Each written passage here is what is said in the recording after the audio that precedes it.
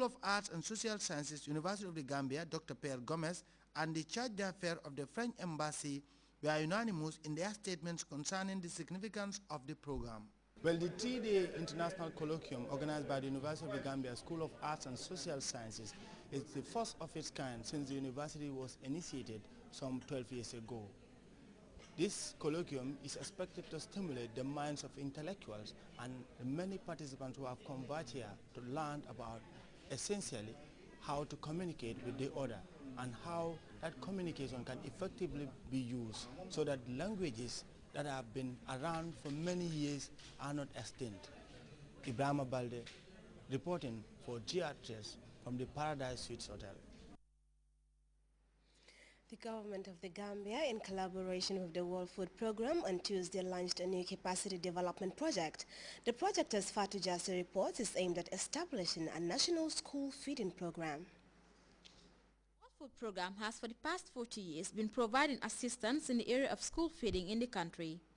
It is on the back of this development that the government of the Gambia initiated and launched a $12.6 million project in a bid to establish a nationally owned sustainable school feeding program.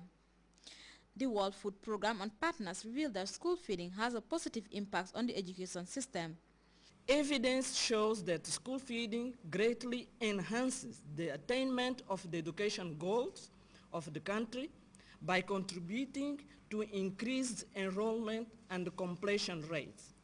This is backed by studies recently done by the World Food Programme and the World Bank and even other partners. So, ladies and gentlemen, during the recent school feeding evaluation, majority of the parents in the Gambia attested that indeed the availability of school meals is one of the major reasons why they send their children to school, in addition, of course, to education. The project, when fully established, is expected to have spillover effects on the country's economy, especially on agricultural production. As one of the funding partners of the project, European Charge d'Affaires Pressing is with the conviction that such projects can have a positive bearing on food security. From the experience of recent projects, it is clear now that a common program improving agriculture, nutrition, and food security at the same time has more chance to have a sustainable impact on food security. The project is considered to be a breakthrough for the Ministry of Basic and Secondary Education. At the initial stage of the project, the WFP will collaborate with government and assist them on areas of technical know-how and hand over full responsibility of the program by 2020. The Minister of Agriculture deputized for the Education Minister. The government commits itself to financial responsibility of 25% of WFP's school feeding assistance by 2016 to cover 20,100 beneficiaries. This equates to a total financial commitment of $1.39 million, rising from $140,000 in the first year of implementation to $420,000 in the final year. The World Food Programme aims to hand over full responsibility for school feeding to the government by 2020, in line with our Vision 2020 Incorporated.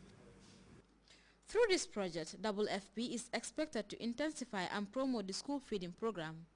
RTS News, I am Fatou Jassi.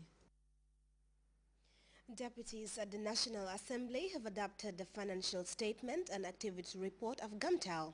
The telecommunication giant's 4% increase in its revenue base is seen as a significant success, with a 100% compliance level with public procurement regulations of the Gambia.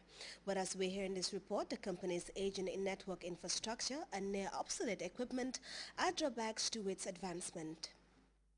GAMTAL reported total revenue of $1.4 billion as at the 31st December 2011, billion dollars, compared to $1.395 billion in the year 2010.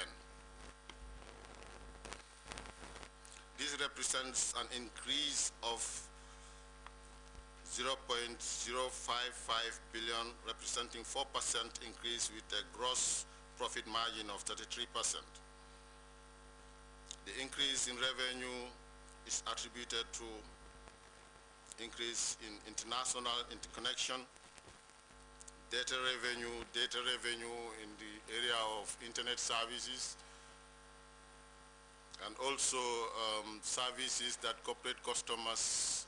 The exclusive manager of international gateways connecting the Gambia to the rest of the world and providing telecommunication services and related services. The scrutiny of the Gambia Telecommunication Company Limited's account and activity reports spanned more than it should, taking into stock its multifaceted operation and huge human resource base.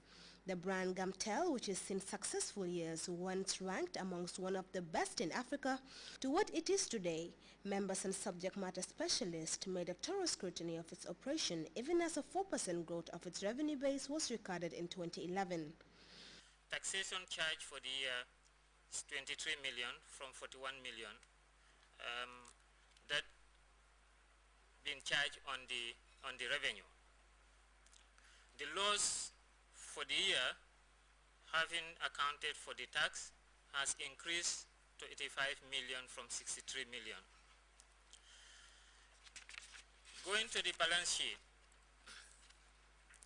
the non-current assets has dropped from 1 billion to 990 million as a result of the increase in charge for the depreciation for the year.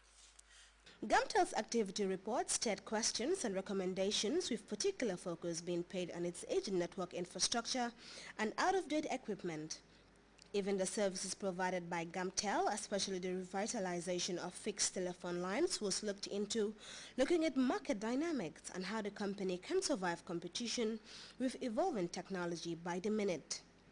I think the revival was in place, but its sustainability became a challenge, and it has still continued to be a challenge. And I hope Gamtel will put a mechanism in place for its sustainability.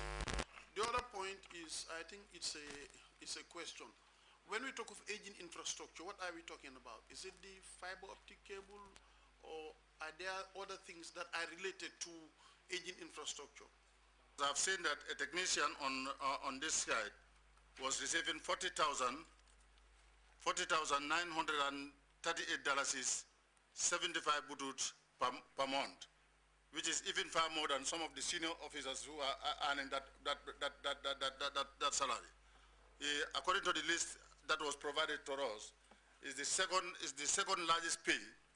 This 3G Gamtel Express is going to be continuous, or they are going to discard it and then embark on the other one? The managing director and chairman of the board delved into the different issues raised and brought to light some measures implemented to address some of the concerns.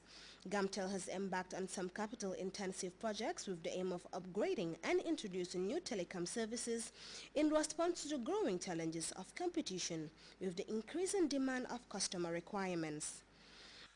The biggest challenge that we were faced with in terms of the situation in which the network is today is that there was a window of operations when this infrastructure was not being maintained.